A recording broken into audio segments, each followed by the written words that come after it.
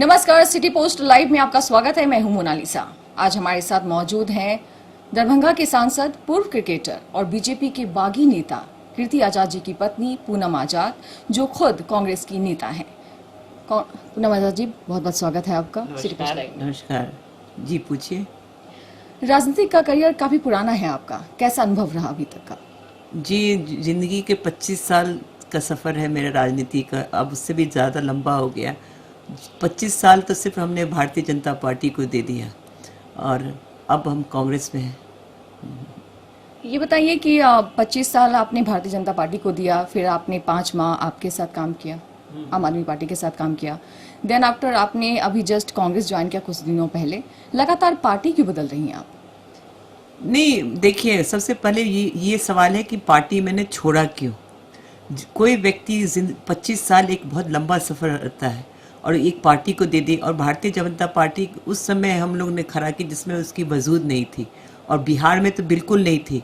एक जिलाध्यक्ष बनाने के लिए लोग नहीं मिलते थे और उस वहाँ पर संगठन खड़ा किया, पार्टी को जिताया। तो कोई निश्चय बहुत दुखद कारण रहा होगा जिसको पार्टी को छोड़ना पड़ा।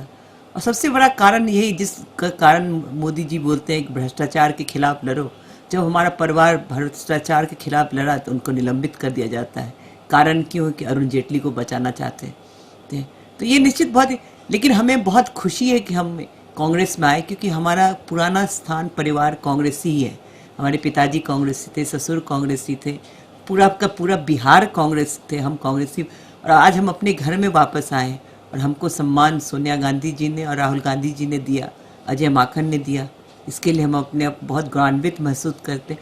और हमने, मेरा समाज, हमारा पूरा समाज जो कि पूरा कांग्रेसी हुआ करता था, वो फिर वापस कांग्रेस को लौटना चाहता है। ये बताइए कि जब कांग्रेस से इतना ही लगाव रहा है आपका, तो फिर बीच में आम आदमी पार्टी का क्यों चुनाव किया आपने? देखिए, कभी कभी आदमी, हम इंसान ही हैं, कभी कभी गलतियां हो जाती हैं। और वो गलत, उस समय ऐसा था कि उन्होंने आग्रह किया, संजय सिंह ने, केजरीवाल जी ने, मनीष, हम उनके बारे में कुछ टिप्पणी नहीं करना चाहते और हम बह गए। लेकिन जब वहाँ गए तो लगा कि ये मेरी राजनीति नहीं है, उनकी राजनीति थोड़ी अलग किस्म की है। हम लोग हमेशा संगठन के लिए लड़े, एक सिस्टम से चलते हैं। उनका सिस्टम, उनके सिस्टम में हम अपने आप को अच्छा सहज महसूस नहीं किए, इसलिए हमने पार्टी छोड़ा। बीजेपी में भी काम किया आपने, आम आदमी पार्टी में भी काम किया, फिलहाल अभी कांग्रेस में काम कर रही हैं आप। ये बताइए कि बीजेपी को भी आपने छोड़ा और आपको भी छोड़ा, ज्यादा असहज किस पार्टी में आपने खुद को महसूस किया? देखिए, असहज तो हमने, सबसे पहले मैंने भारतीय जनता पार्टी में ही अपने आप को महसूस किया, तभी तो इतना बड़ा फैसला लिया, वो छोड़ा। और छोड़ा अब सदैव के लिए, और अपने परिवार में आए। आम आदमी पार्टी एक बोलती है, एक टेक्निकल फॉल्ट थी। वो पार्टी, हम मेरे जैसे हम लोग जो हमेशा राजनीतिक वातावरण में रहे, एक सिस्टम से चले, एक संगठन है, उनका कोई संगठन ही नहीं, कोई इंफ्रास्ट्रक्चर नहीं है, पल पल फैसला लेते हैं, पल बदलते हैं। तो वो मेरे जैसे, मुझे लगा कि हम इस सिस्टम में सूट नहीं करते। बाकी मुझे कांग्रेस में आकर मुझे बहुत खुशी हुई, जब मुझे अजय माकन जी ने आए, मुझे लगा कि यही मेरा जगह है, मुझे यहीं आना था, बीच में गलती हो गई। आपने हमें बताया कि 25 साल से लगातार आप बीजेपी के लिए काम करती आई थी। इससे पहले प्रवक्ता थे, विभिन्न पदों पर रहे, राष्ट्रीय कार्यकारिणी में रहे, प्रवक्ता रहे, बड़े बड़े पदों पर रह चुके हैं। अब जब हमने छोड़ा तो उसमें प्रवक्ता थे। जी बिल्कुल, आप दिल्ली प्रदेश की प्रवक्ता रह चुकी हैं बीजेपी में। तो ये बताइए कि जब पहले से, जैसे आपने कहा कि कांग्रेस से आपके परिवार का पुराना नाता रहा है, तो जब आपका राजनीति में आने का मन बना तो बीजेपी का चुनाव क्यों किया? उसी वक्त कांग्रेस का चुनाव कर लेती आप। हम लोग सोच दिमाग से, दिल से राजनीति करते हैं। असल में क्या हुआ, जब हमारे राजनीतिक, जब उसमें कीर्ति जी क्रिकेट खेला करते थे, क्रिकेटर थे और दिल्ली के कप्तान थे, रणजी के कप्तान थे। और उनका अडवाणी जी के पुत्र जयंत से उनकी दोस्ती थी, घर में उनके साथ टेबल टेनिस खेलने जाते थे।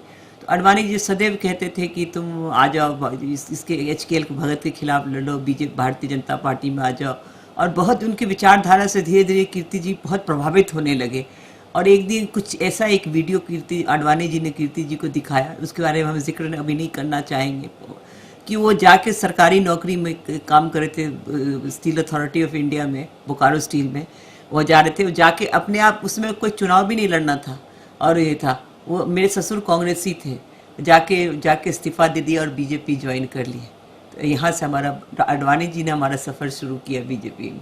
आडवाणी जी ने सफर शुरू किया, फिर जब प्रधानमंत्री बन के मोदी जी आए, आपका सफर वहीं पे खत्म हो गया। देखिए, मोदी जी के साथ भी हमारे बहुत अच्छे पुराने संबंध हैं। जब आप मोदी जी उसमें बहुत ही संगठन के लिए कार्य किया करते थे, संघ के कीर्ति जी और मोदी जी बहुत ही करीबी, उनके साथ हमारे पारिवारिक रिश्ते रहे हैं। ये है तो ये हम मोदी जी के बारे में कुछ हम बोलना नहीं चाहेंगे। हम तो उनके सिद्धांत के बारे में बात करते हैं कि उन्होंने कहा भ्रष्टाचार के खिलाफ लड़ो। तो ये दोहरी नीति कैसी? जब कीर्ति जी भ्रष्टाचार के खिलाफ लड़े तो उनको निलंबित क्यों किया, जिसका आज तक कोई कारण उन्होंने जवाब नहीं दिया। स्पष्ट है कि अरुण जेटली को बचाना है पूरी पार्टी को। पार्टी एक तरफ, देश एक तरफ, अरुण जेटली जी एक तरफ। अरुण जेटली जी एक तरफ। आप ही के किसी करीबी के अनुसार ये बातें हम तक पहुंची हैं सिटी पोस्ट लाइव तक कि बीजेपी के किसी वरिष्ठ नेता को आपके परिवार से बहुत ज्यादा दिक्कतें थी। तो क्या आप मतलब नाम साझा करना चाहेंगे कि कौन से ऐसे वरिष्ठ तो नेता? अभी तो मैंने कहा ना, अरुण किसी को नहीं, अरुण जेटली जी को बहुत तकलीफ थी, क्योंकि कीर्ति जी जो जिस मुद्दे पर लड़ रहे हैं उसमें कहीं ना कहीं उनका नाम आ जाता है। और आपको पता है हिंदुस्तान में फिल्म इंडस्ट्री से भी और मिनिस्ट्री से भी ज़्यादा पैसा है तो वो क्रिकेट में, और इतना ज़्यादा भ्रष्टाचार उसमें लिप्त करप्शन आ चुका है। और ज़्यादातर वो भ्रष्टाचार उस समय हुए हैं जिसके कार्यकाल के अध्यक्ष अरुण जेटली जी थे। जी है। डीडीसीए में कथित भ्रष्टाचार का सांसद साहब ने उजागर किया, जिसके वही बाद अरुण जेटली पर उन्होंने सार्वजनिक तौर पे तोहमत लगाया। तो क्या इसका खामियाजा आपके परिवार को भुगतना पड़ा? बिल्कुल मुझे भुगतना पड़ा, हमारे बच्चों को भुगतना पड़ा। मेरा अरुण जेटली जी ने कई बार टिकट काट दिया मेरा। चलिए, लेकिन अब चलिए, पुरानी ये जो होना था वो तो हो चुका। ये हमारी लड़ाई अब इसकी नहीं है। हमारी लड़ाई तो अब ये है कि हम भ्रष्टाचार जो मुद्दा है उस मुद्दे को जीवंत रखना, उस मुद्दा को लड़ना है।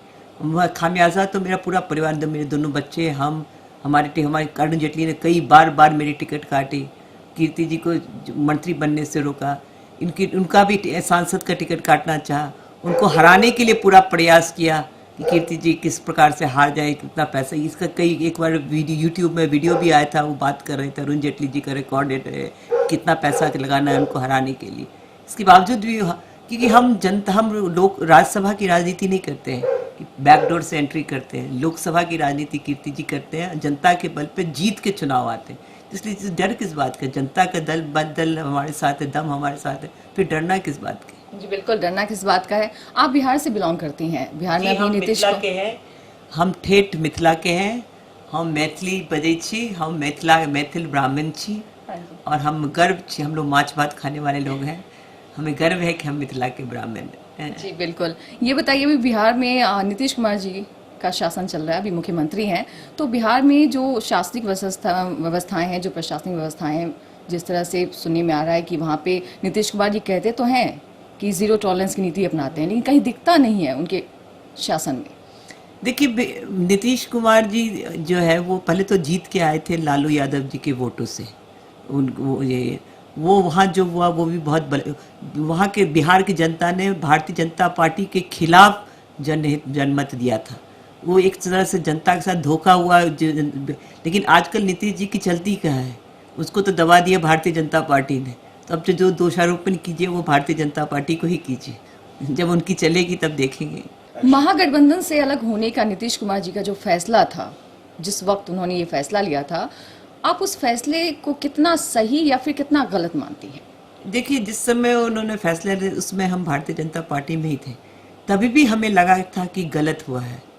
और आज तो बिल्कुल महागठबंधन में कांग्रेस में ही हैं, क्योंकि हम उसमें विधानसभा में चुनाव में शामिल थे, हम उसमें पार्टी के लिए क्योंकि लेकिन जनता, मोदी जी का जो सभा हुआ था दरभंगा जिला में करीब लाखों की भीड़ जुटी थी, आई थी देखे भाषण सुनने के लिए, लेकिन सीटें एक भी नहीं आई, कहीं दूर दराज तक। तो स्पष्ट है कि लोग ने भारतीय जनता पार्टी के खिलाफ बहुमत दिया था।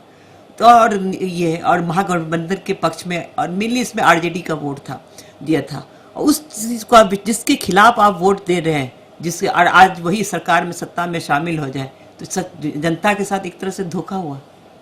जी बिल्कुल, जनता के साथ धोखा हुआ है। ये बताइए कि लोकसभा चुनाव जो आने वाले हैं, क्या इस चुनाव में आपकी क्या भूमिका होगी, कि आप कहीं से चुनाव लड़ने वाली हैं? नहीं, लोकसभा अभी तो फिलहाल हमारा कोई इरादा नहीं है लोकसभा चुनाव लड़ने की। कीर्ति जी लड़ेंगे और अभी वही काफी, बाकी दूसरा विधानसभा का चुनाव होगा तो मेरी हमारी सक्रियता तो दिल्ली की राजनीति में ज्यादातर, तब हम सोचेंगे। अभी तो कीर्ति जी लड़ेंगे। अच्छा, कीर्ति जी लड़ेंगे, लेकिन किस पार्टी से लड़ेंगे? फिलहाल तो बीजेपी से। कुछ सवाल को प्रश्न चिन्ह ही रहने दीजिए। ये राजनीति है, पल पल में बदलती है, क्या होता है कौन जाने कब क्या होगा। बिल्कुल, लेकिन सुनने में आ रहा है कि कांग्रेस से चुनाव लड़ने वाले हैं। वो तो वक्त का इंतजार कीजिए, वक्त ही बताएगा क्या हो। राजनीति कोई पहले से कोई कुछ नहीं बता सकता। गुजरात के जो हालात अभी हैं, जैसे वहाँ बिहारियों के साथ जो दुर्व्यवहार किया जा रहा है, उस मुद्दे पर आप क्या कहना चाहेंगे? देखिए, कल ही हमने अपने फेसबुक पर लाइव किया था इस मुद्दे पर, और इसमें हम चाहते हैं कि ये बहुत ही गंभीर विषय है। पहले महाराष्ट्र में हो रहा था, अब गुजरात में हो रहा है। देखिए, गुजरात में भारतीय जनता पार्टी की सरकार, केंद्र में भारतीय जनता पार्टी की सरकार, बिहार में भारतीय जनता पार्टी की सरकार है। तो ये अकाउंटेबिलिटी और जवाबदेही किसकी बनती है? बिहारियों की सुरक्षा के लिए। ये देश हमारा है, हम देश के नागरिक हैं, हमें कहीं भी आज हम दिल्ली, पंजाब हो, हरियाणा हो या उत्तर प्रदेश, ये बिहार से लोग जाते हैं, गुजरात हो, हम अपने मेहनत से सवार रहे हैं। हमारी सुरक्षा की जिम्मेदारी किसकी है? इस मामले में तो प्रधानमंत्री जी को और मुख्यमंत्री को इस्तीफा देना चाहिए। आपने कहा प्रधानमंत्री और मुख्यमंत्री को इस्तीफा देना चाहिए। जी, लेकिन जहाँ तक कहीं ना कहीं सांसद साहब खुद भी एक क्षेत्र से बिलोंग करते हैं, वहाँ के भी कुछ लोग गुजरात में रहते हैं, तो उन लोगों, क्योंकि उन लोगों के साथ भी अन्याय हो रहा है, तो उन लोगों के लिए आप लोगों ने किस तरह से आवाज बुलंद की है? नहीं, हम लोग बिल्कुल उसके लिए लड़ रहे हैं और कह रहे हैं कि इसमें, चाहे आप बिहार में भी हमने अपील की है, चाहे आप किसी भी पार्टी के लिए, आरजेडी के हो, कांग्रेस के हो, सब मिल, पूरा बिहारियों की अस्मिता के सवाल है, और उत्तर प्रदेश, अब सब मिल के एक हो के आगे आइए। ये हमें चुप नहीं बैठना है, इस हिंसा के खिलाफ आवाज उठानी है और ये सब बिहारी एक हो जाए। आजकल ये #MeToo करके सोशल मीडिया पे वायरल हो रहा है, जहाँ पे महिलाएं अपने साथ होने वाले यौन शोषण को शेयर कर रही हैं, कहानियां बता रही हैं। तो क्या मतलब आजकल भारत की स्थिति ये हो गई है कि महिलाओं को अपने ऊपर होने वाले अत्याचार को सोशल मीडिया का सहारा लेकर के बताना पड़ता है? देखिए, ये मेरा व्यक्तिगत मानना है।